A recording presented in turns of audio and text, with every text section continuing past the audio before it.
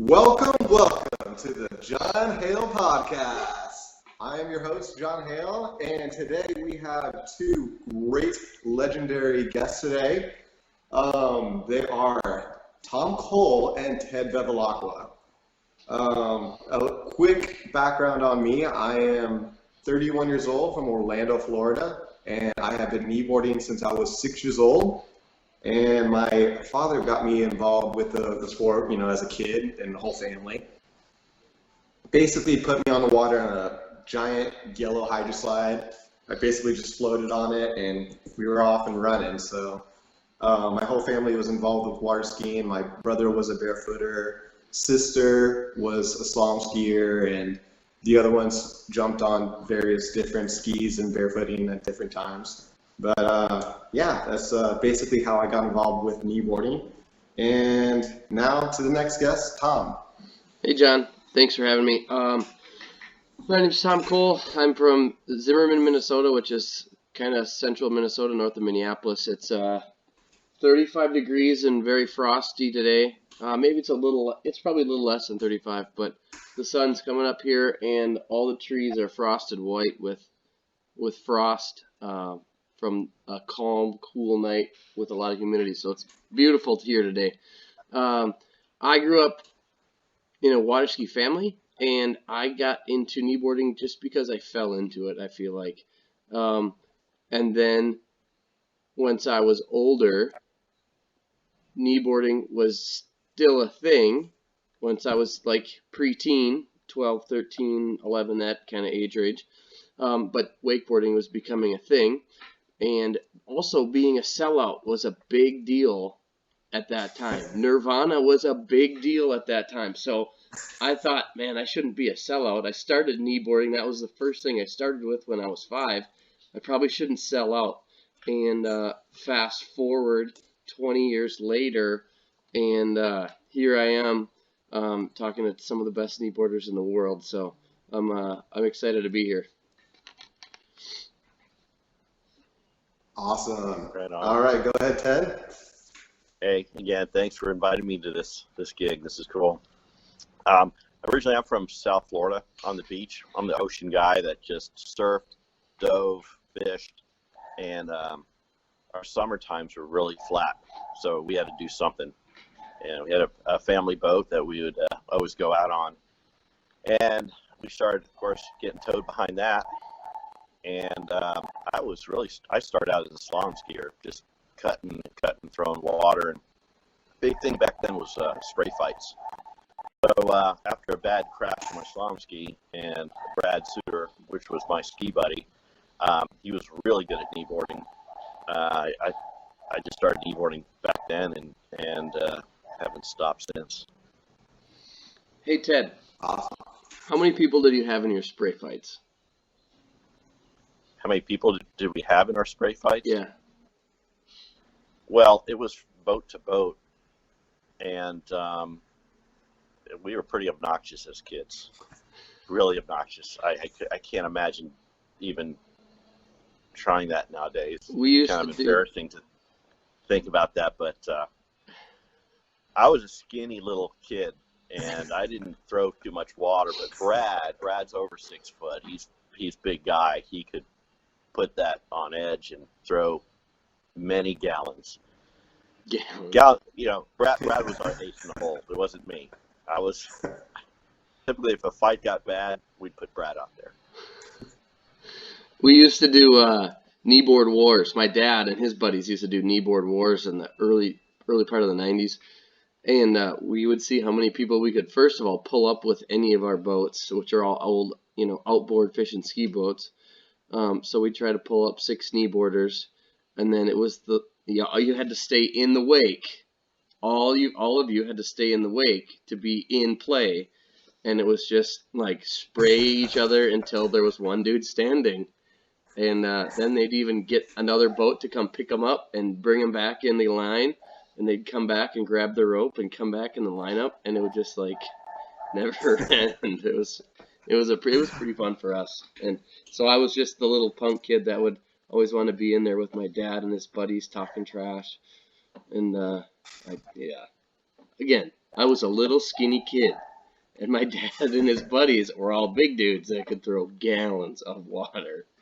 It was a lot of fun. So that's funny that you say that. Spray fights, I like it. I like those ground rules that you have to be inside the wake. There were just like no rules for us. It was like, for me, I had a bunch of friends my age, so like we'd be like pretty equal to like who could take out one or the other. Yeah. My brother's friend was a big guy, and he was probably a good like 250 or something like that, and I was a little kid, and he would just cut right through my spray and just take my handle and just rip it off. Yeah, we started grabbing straps and tipping people over by pulling on their straps. By the way, guys, don't try this at home.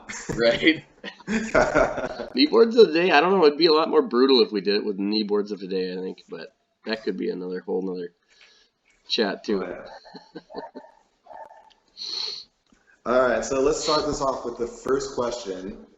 What was the first trick you learned, Tom Kohl? The first trick I learned was a wake, I learned like 360s, and side slides and wake jumps, but the first wake trick that really stands out to me is the wake 360. One of my dad's buddies, again, his teenage son, when I was preteen, got an Air Aegis, and they had a inboard outboard Glastron, so it threw a considerably bigger wake than our outboard Glastron, and he was working on wake 360s on his the Jet Pilot Air Aegis, and I thought that dude was probably the coolest dude in the entire history of the world at that point, because I was 9 and he was 14 or something, I'm sure.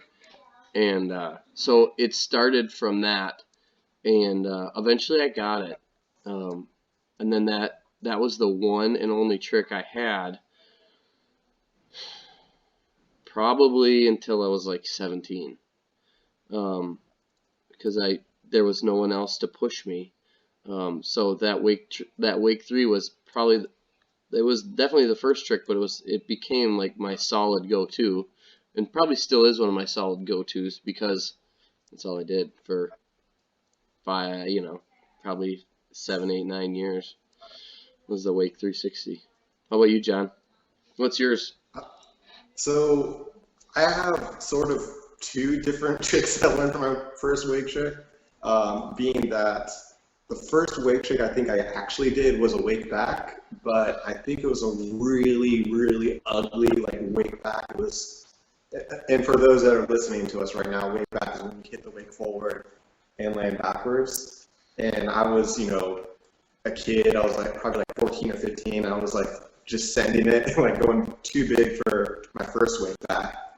I think I was actually just pointing my tail out, and my tail was just stuffing the wake and just throwing me right back forward. So don't really know if you could really count that. I don't think it was actually a legitimate wake back.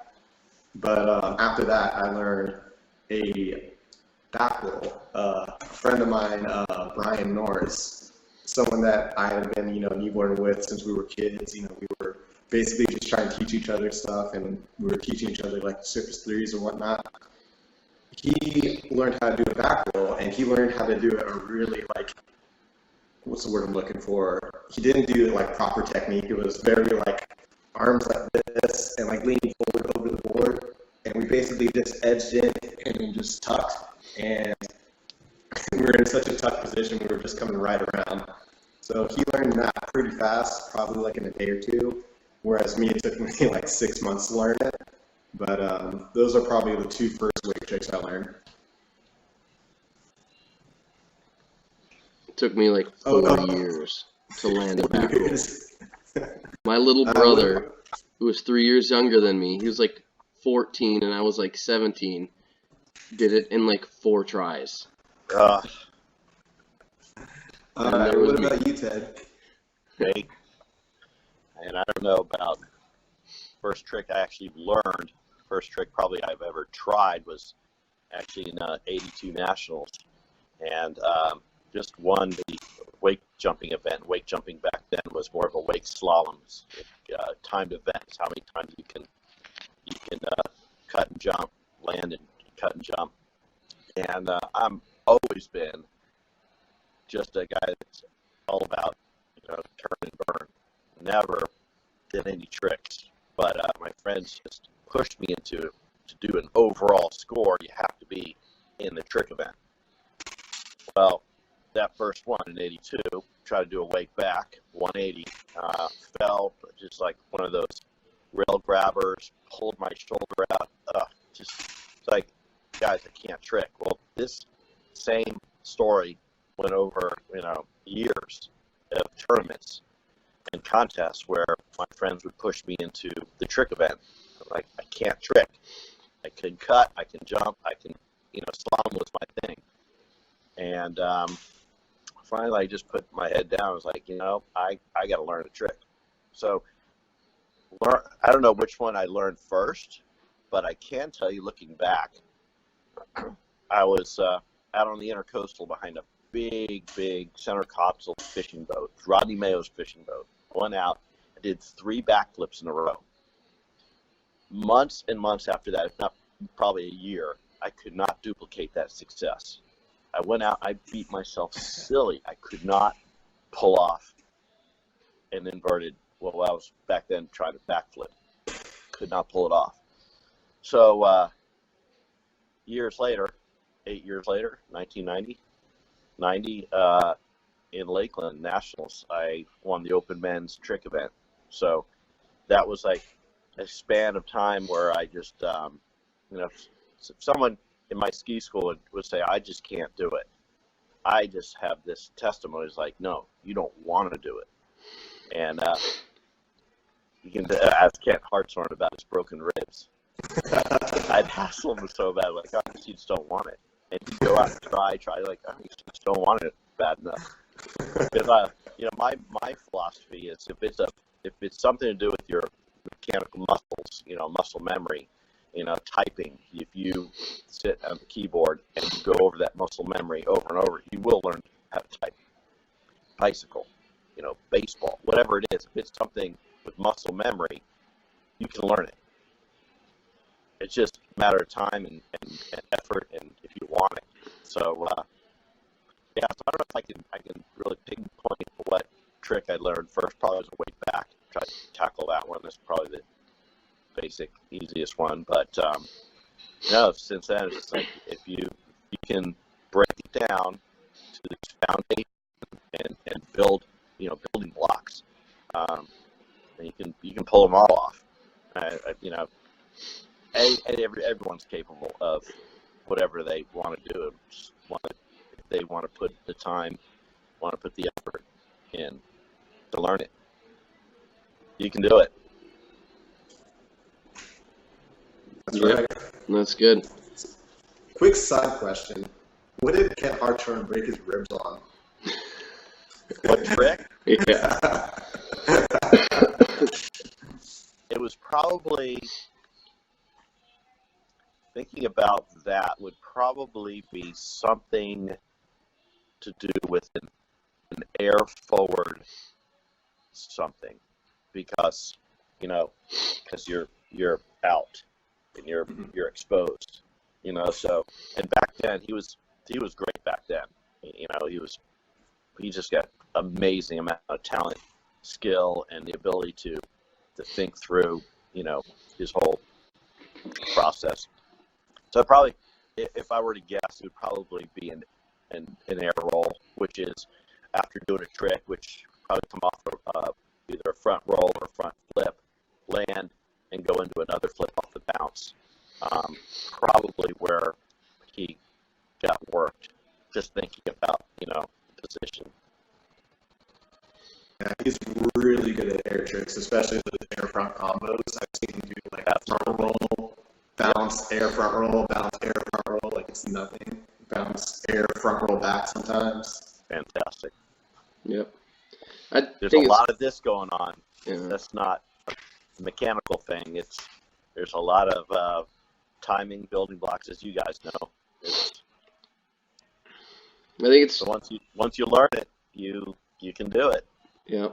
It's crazy that you guys both say you learned the awake back, and I didn't even know what awake back was until like I was 17 or 18 years old, and I've been kneeboarding, for 10 years already, 15 years almost by then. Yeah, I didn't even know what the name of it was when I was doing it. I just knew that like I couldn't figure out the 360, I couldn't figure out the back roll, and I was like, I guess this is the next logical step is like try to do a 180. Mm-hmm. Which was kind of weird because, like I said, it was basically me just throwing out my tail and just like catching the wake and just whipping back forward. Yeah. So, with that in mind, what do you guys think a good beginner trick is? Is it the trick you learned, or would you say it's something else? Tom, we'll start with you. Well, I think it is a really good beginner trick, and I wish I would have been able to learn it first, but I didn't have those people that were competitive and doing the competitive side of it to know what these tricks were. But I mean, it just shows right here, 2 out of 3 dudes, learned that trick first, and it's a good first step foundation that people should learn. Hey Tom, sorry, your audio is kind of jumbly. I don't know if John, you could hear him clearly. I don't know if it's my end or your end. It sounded a little jumbly right there. You want to do that? You want to repeat that, Tom, please? Yeah. I think the trick that you and Ted both learned is a good trick to learn first, and I wish I would have learned it early on. I just didn't have those people riding with me and pushing me to do those kinds of more competition type tricks. But I mean, it just goes to show that 2 out of 3 guys in this conversation learned that trick first. So it's definitely a good trick to learn first. And like I said, I wish I would have learned it early on, but I didn't learn it until I was 17 or 18 years old. Probably not even until I was really starting to watch a lot of YouTube videos of U2 and others, and going, oh yeah, look at that. So I think we should talk about that trick, but we could talk about my tricks too, so it's up to you guys what you want to do. But it's a good starter, I'm also going to have to agree with you. I think the wake back is probably the easiest first wake trick someone should learn. I think they should learn like surface backs and get really comfortable riding backwards, while edging. And if you can do that, like try small wake jumps, like inside the wake, just off one wake and into the middle, because you don't need a lot of distance. That's something I was very not aware of. I was like, oh, I have to go big to do this, and I need a lot of air, but the smaller you do it, the easier it is. So I would also have to agree. I think the wake back is probably like a really good beginner wake trick. And Ted, what do you think? No, I love it. Yeah.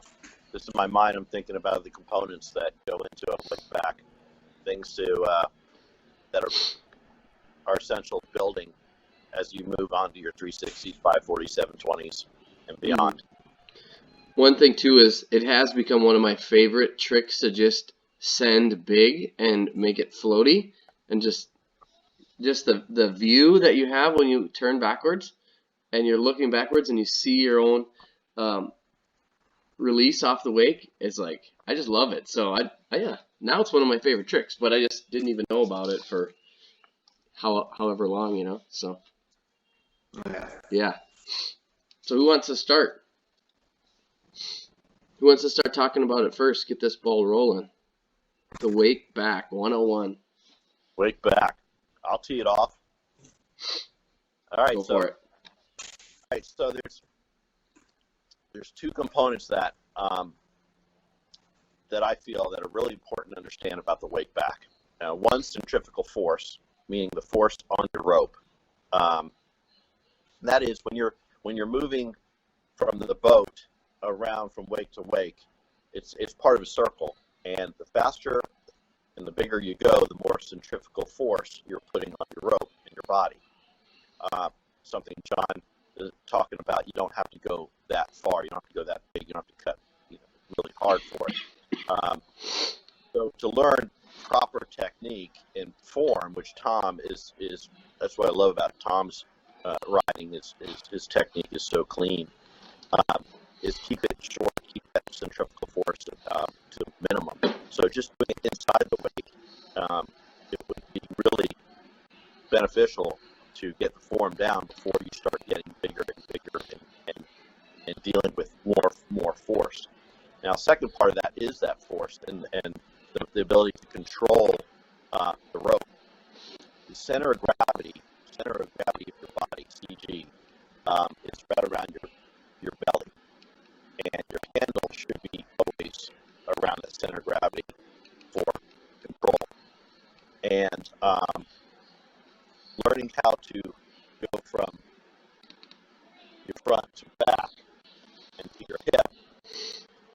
Another thing John does fantastic in his tricks is just bearing that rope handle to his hip.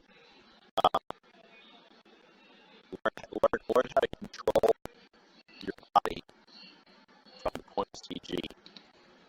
You know, the ability to move that back and forth. And as you progress, you'll start moving farther and farther away from that sweet spot as your tricks more elaborate, more complex. But it always comes back to CG, especially on your landings. Because if you're way out somewhere and you land and you get pulled, you're spent. But yeah, so those two components for me, I think, is really important to understand is how much speed, lateral speed you have because of that centrifugal force on the rope, and to body position. You know, where is that rope handle in relationship to your CG? Those are the two that I'm going to toss back to you. Well, I couldn't agree more. That was very in-depth and really appreciative. Like, I feel like I wouldn't be able to describe that trick as well as you just did. That was literally perfect. Yeah, I mean, the only thing I do is oh yeah, just make sure you're over your nose and you point your elbow up with both hands on the rope, like never handle passing. Because that's another problem I see. Like a lot of times when people are trying to do it, they try to handle pass it and land both hands behind their back, and it's really just making it difficult on themselves. But that was perfect. I'd like to add one more thing. Yeah. Just think about when you're going through that whole scenario, and I watch you ride. And one of the things I love about your riding, John, is your eyes. Wherever the eyes go, wherever your head goes, your body will follow. Right. So you're never going to spin this way, and it's typically you're always like spotting your landing, and that's something I love about your riding, John. Is no matter what trick you're going for, no matter how crazy it is, and you do some really insane stuff, especially on cable. You look where your eyes are and where your head is, and you slow it down, and you know exactly where you're going, and it's just awesome to watch. And even down to the basic wake 180, you look at your head and your eyes, and you're locked onto your landing. It's like, if you're a fighter pilot landing on an aircraft carrier, you're going to grease the landing because you just see it unfold. Love about that about your riding, John. Thank you, Ted. That means the world to me, coming from the man, the myth himself. I also feel the same way with you and Tom with your riding. Both phenomenal. Tom, do you have anything to add on to that wake back? The cool thing I think for me for that wake back is like adding on a variation. So for me, like I come up to the wake and I know like you're supposed to hold on to the rope with two hands and just put it to your back hip and then turn your head a little bit and you come right around and just hold that position. But I like just letting go with my front hand and just keeping my back hand right at my hip and just grabbing and just waiting, just letting myself slowly go around and then just waiting for the landing, even just one-handed with my hand, keeping my hand right at my hip, tight to my hip, and just landing on the downside of that wake. I think that's what makes that trick so fun for me, is just launching up and then turning around backwards and seeing everything behind you, which is something you don't normally see, and then just kind of like time just freezes, and then you land.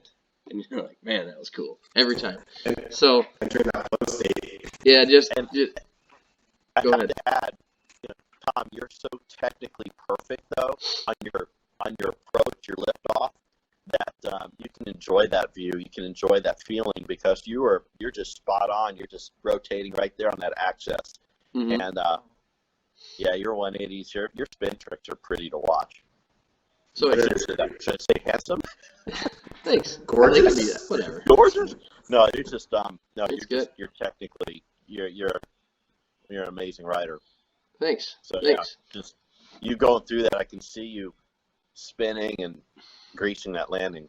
Yeah, so for me, it's keeping my back arched, keeping my back straight, 90 degrees, perfect, and keeping my head, like, everything just locked, and then just, like, I usually do them cutting from, like, the passenger side of the boat, cutting in and across, so from the left side, and cutting right, and then, so, like, I just let go with my front hand and just keep everything straight, and then as long as your handle's at that back hip, your right hip, you just turn around and then just land.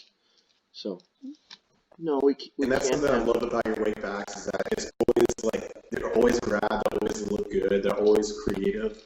A lot of times, like even though I recommend like two hands, on wake back for beginners, like I think that's like the next step is like teaching people like make sure you're grabbing your board and make sure you're grabbing in different ways. Yep. I just had a 6-year-old ask me if she could have Kit Kat bars for breakfast. Always. Hi, John Haile. Hey, I want to back up and All right. talk about the very first ones you try. You want to try from the inside of the wake going out. So you're creating the energy. You're not letting yourself come back into the boat path, which is your natural. Just if you were just to relax, you just go in behind the boat. So coming from the outside, cutting across, you're going with the energy from the boat path out up over the wake. You're creating that energy. So you have to muscle your way from standing riding position into your back. So, And like you said, just learning, creating that line tension.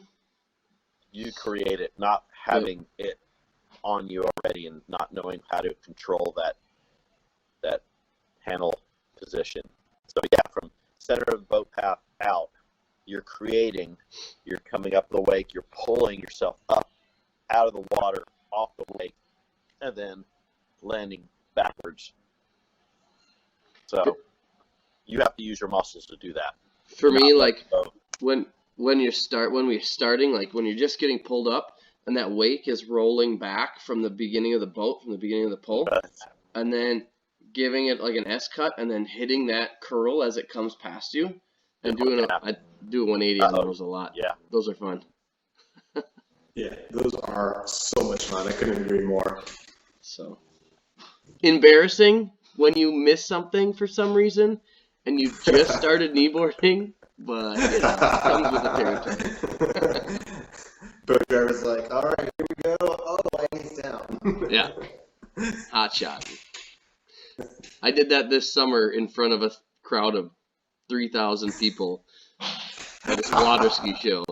And of course, one of my really good buddies is front center stage, just laughing at me. Oh, Tom, you froze there for a second. Ted, you froze there for a second. Since this is our first podcast, and we don't know really where this is going and what the viewers are going to find anything, how about we just throw it out there? Like, what would our viewers want to see? What do they want to hear? Yeah. Whether it be tricks, whether it be history, whether it be funny stories. Mm-hmm. I was thinking about you guys this past week. I was cleaning out my garage, which has just been a mess. You guys have seen it. Yeah, we saw a dumpster of tears. Yeah, and pulling out all these really cool pieces of history. I don't know if you want to call it history, but prototypes and stuff. I thought it would be a really cool format, and I was just thinking, maybe I'll have a bunch of kneeboarders over, have like a dinner out on the porch, and just pull something out and go, okay, what is this? and or maybe you have a timed event where I have like 10 items, and you have to rip through them and see who gets the most correct answers, because there's some weird stuff packed away in there. I couldn't throw it away. Yeah, I'd be if you are listening and you think, or watching, or however you're consuming this content, hit up John Haile. Yep. And tell him what you want to see next time. And maybe you don't want to see Tom and Ted, and that's fine. Tell him what you want to hear so he does it again next time. No, they definitely want to see. Got it, everyone? Got it? So hit him up, Facebook Messenger or Instagram Messenger. John Hale's good at communicating online, so do that. Yeah, so feel free to follow me on Instagram at John Haile. Follow me on Facebook, John Haile, TikTok, John C. Haile. Twitter. Twitter. You can find me on Twitter. Twitter's full of puns. I want to do this regardless because I like hanging out with you guys. Oh, This is fun, and it's an absolute blast, and hearing perspective from you guys and tricks, and so even if this doesn't turn into a podcast, I'd love just to grab a cup of coffee and hang out with you guys. Mornings. Because we're still trying to get Tom to move down to Florida. That's Ed and I's goal is to convince him to move down to Florida right now. Yeah. I mean, I just rode the other day. It's still warm down here. So, and I'm outside. Fair enough. Fair enough. Yeah. Good. Good instruction. Yeah. Hit up John, and I'd love to do this again. Mm-hmm. If I'm invited back. Yeah. Ted, you are definitely invited back. On the next podcast, I definitely want to have you back to explain the Wake 360 about pouring milk into your pocket. Nice. Yep. That's the key. Guess who has been on the rowing machine like you told me to at the gym with all of these people around me on other machines going, what is that dude doing? Are you counting your success? Keeping tabs. Yeah, on your, I'm trying. I'm honestly just going for a certain amount of time and just alternating both sides. As long as I can pretty much do it. I did it for 15 minutes the other day. That's brutal, isn't it? Yeah. By the time I was done, I was sore. It was good. But the rowing machine at our gym has a chain. And so when you go to the side, the chain rubs on the side, and it's so loud. And there's people on treadmills all around me, and stair machines. And I'm like,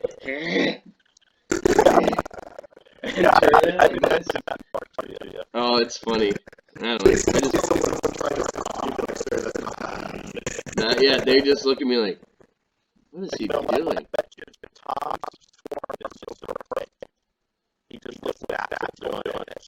Well, there was definitely a learning curve just doing it on the rowing machine. All right, to give some context to this, but what I'm talking about. Yeah, fair enough. It's one of my secrets to success on getting a proper form, getting it to the back of your for handle tasks, right? It's a secret to success for handle tasks, and you go to a rowing machine, you work it out.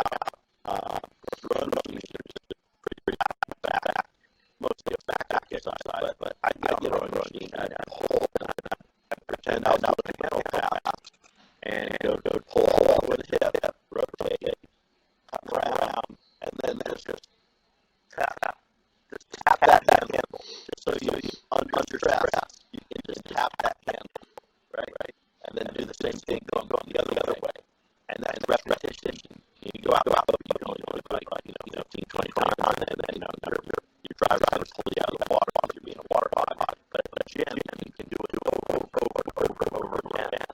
And so you get a rowing machine, and one time, and then two, you time how many times you don't get the handle, right? You have a misfire, right? So in a workout, I was thinking, I think it was like 8, 10 was unacceptable. If I missed the handle 8 to 10 times, that was bad. But you just go over and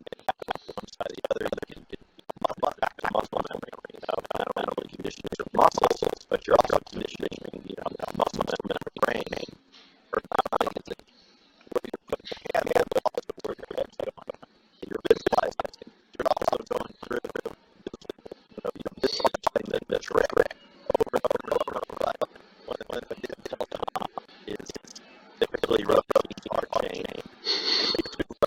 And it takes a lot of boys.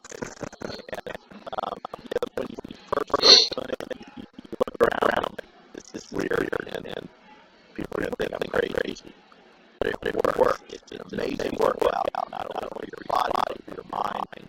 And do that for a few weeks, and your mental passing will just be phenomenal.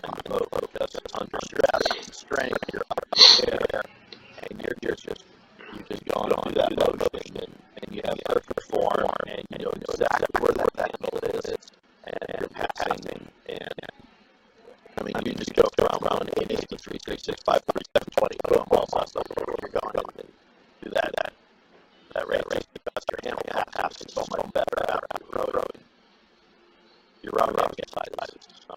There's one secret sauce there. Awesome. I've got a lot of secret sauce. Anything else you want to talk about, John? Do you want to talk about anything else with that wake back?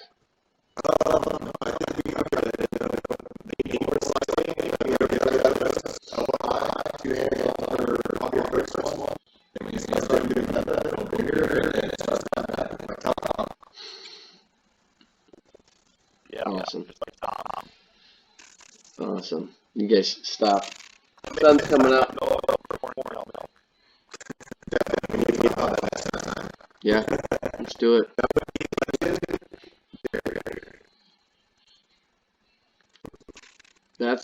He has only got one pun in so far, Ted. I mean, come on.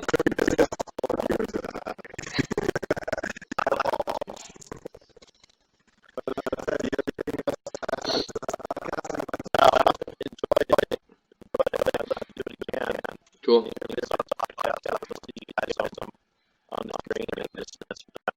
Yeah, it's good. It's good talking the talk. I'm happy. This has been great, and we got to try to do it again later on next week or something maybe, and do another one, you know. I know it's going to be busy this week for, 2 weeks for the holidays and all, but I'm off, so I got all the time in the world, guys. Yeah. Yeah, and it's, podcasting, especially starting a podcast, it's a long game. So you might not have a lot of response in the first 2 or 3 or 4 episodes, but it all builds. Oh, I'm sure he will.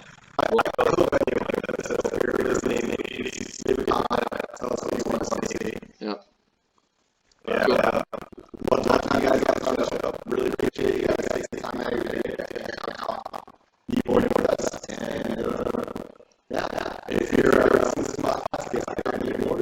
And have a good time. Well, thanks, John. Thanks, John. It was good.